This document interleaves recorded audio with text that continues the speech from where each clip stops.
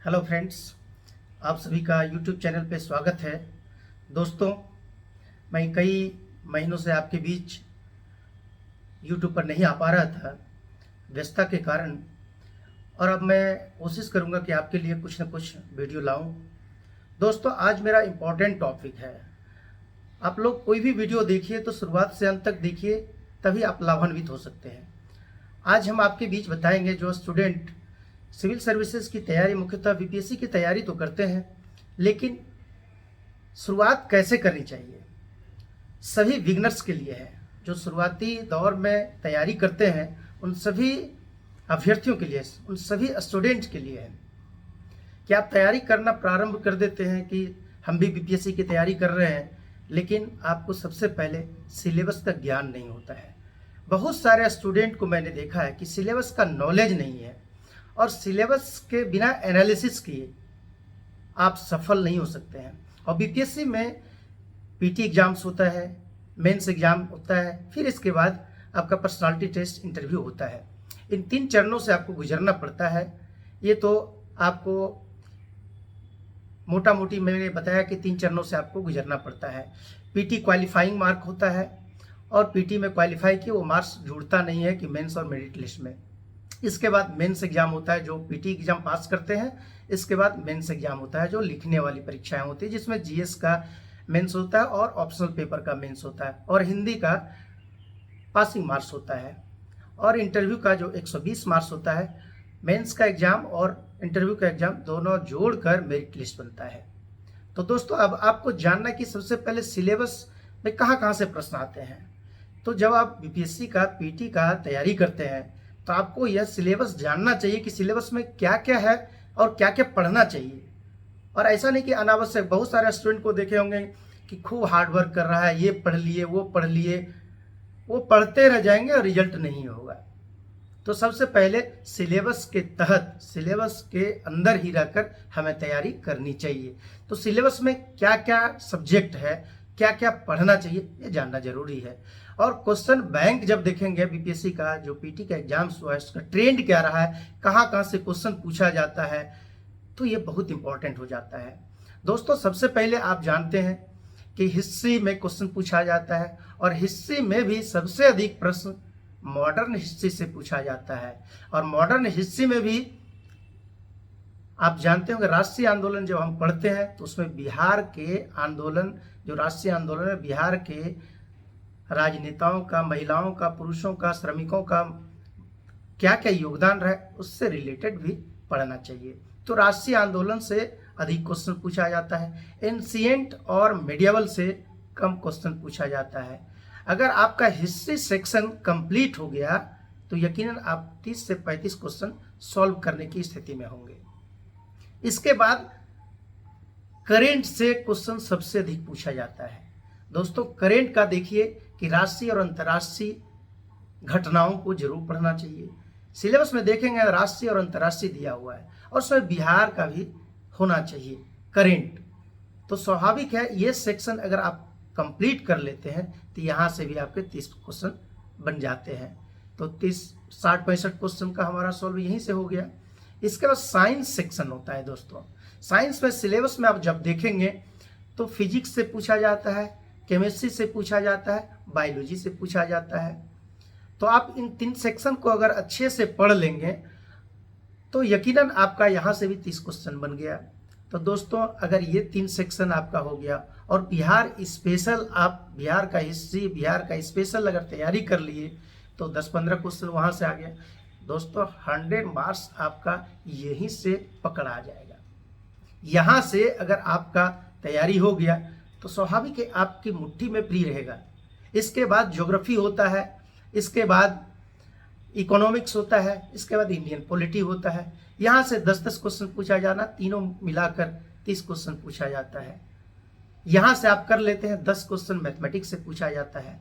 दोस्तों, ये सब कर लेते हैं, यकीनन आपको पीटी से कोई रोक नहीं पाएगा। तो सिलेबस को आप देखिए जरूर कि सिलेबस से कहाँ से प्रश्न पूछे जा रहे हैं। बिना सिलेबस को देखे आप ऐसे ही पढ़ना स्टार्ट कर दिए, ऐसे ही पढ़ना स्टार्ट कर देंगे, आपको पता नहीं चलेगा, कुछ भी पढ़ रहे हैं, गली मोहल्ले की खबरों को भी पढ़ ले रहे हैं। एक अखबार जरूर पढ़ना चाहिए, न्यूज़ जरूर सुनना चाहिए, देखना चाहिए, वहाँ से भी आपका करंट मजबूत होगा। दोस्तों करंट एक दिन से नहीं होता है, इसलिए लोग कहते हैं कि फलाना मैगजीन ले लेंगे, पढ़ लेंगे।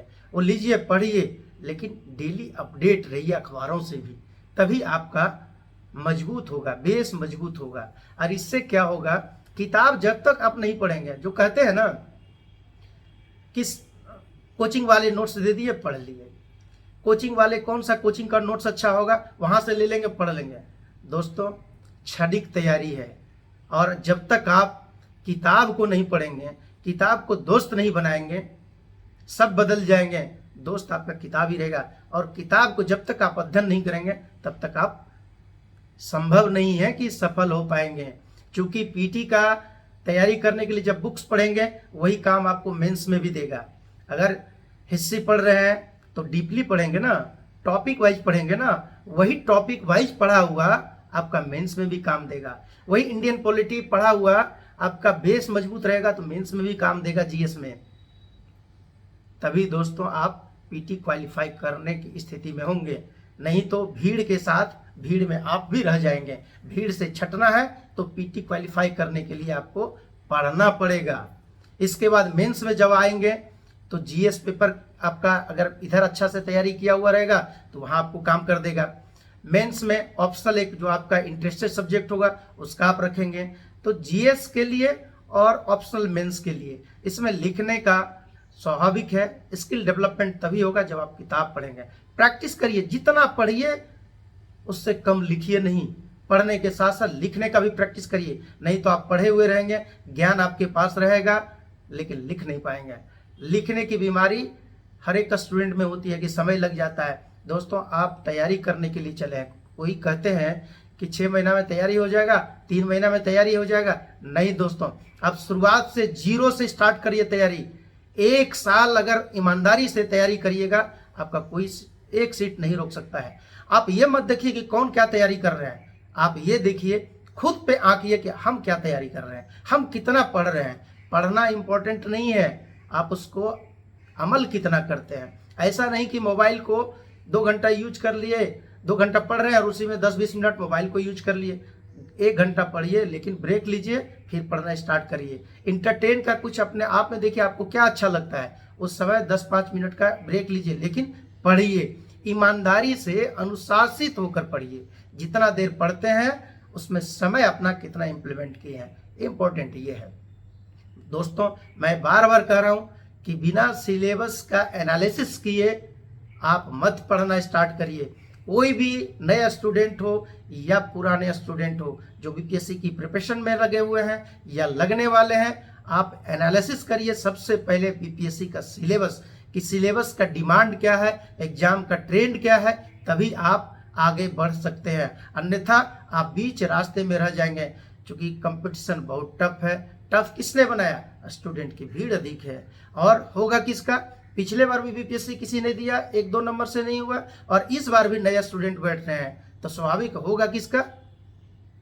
जो स्मार्ट रूप से तैयारी कर रहे हैं। इसलिए दोस्तों आप तैयारी करिए, तैयारी के साथ साथ सिलेबस को एनालिसिस करिए। बिना सिलेबस का एनालिसिस किए आप सफल नहीं हो सकते हैं। अगर कहते हैं ना लोग कि मेरा 2nd अटेम्प्ट है, 3rd अटेम्प्ट है, आपने शुरुआत से ही गलती करते आ रहा है, इसीलिए आपका सक्सेस नहीं हो रहा है, इसीलिए आपका रिजल्ट फाइनल नहीं हो रहा है। इसलिए दोस्तों मेरा सुझाव होगा, मेरा रिक्वेस्ट भी होगा कि आप मेरे इस यूट्यूब के चैनल पे जाएंगे तो मैंने बुक्स के बारे में भी बताया है, कौन कौन से बुक, कौन कौन से राइटर का किताब हमें रखनी चाहिए। बहुत अधिक किताबें नहीं पढ़नी है, सेलेक्टिव किताबें पढ़नी है, और कौन सा राइटर का पढ़ना है ये भी मेरे यूट्यूब चैनल पे अपलोड किया हुआ, आप जाकर देखेंगे आपको सेलेक्टिव बुक और राइटर का नाम मिल जाएगा। उस बुक को आप पढ़िए और उसी के तहत तैयारी करिए, तो यकीनन आप सफल हो सकते हैं। आने वाले वीडियो में मैं आपके बीच लाऊंगा कि हार्ड वर्क से ज़्यादा इम्पोर्टेंट है स्मार्ट वर्क। स्मार्ट वर्क ही हमको रिजल्ट दे सकता है, और स्मार्ट वर्क कैसे होना चाहिए, कैसे करना चाहिए, इस पर मैं आऊँगा। इसके बाद भी दोस्तों मेरा टॉपिक आने वाला है कि किस रूप में हम सफल हो सकते हैं, क्या क्या हमें नहीं रखना चाहिए, क्या क्या रखना चाहिए। मैं कोशिश करूँगा कि आपके बीच अब निरंतर वीडियो लेकर आऊँ, ताकि आपके सफलता में कुछ सहयोग मैं कर सकूँ। आज तक के लिए दोस्तों इतना ही। बहुत बहुत धन्यवाद। Thank you so much. Thank you.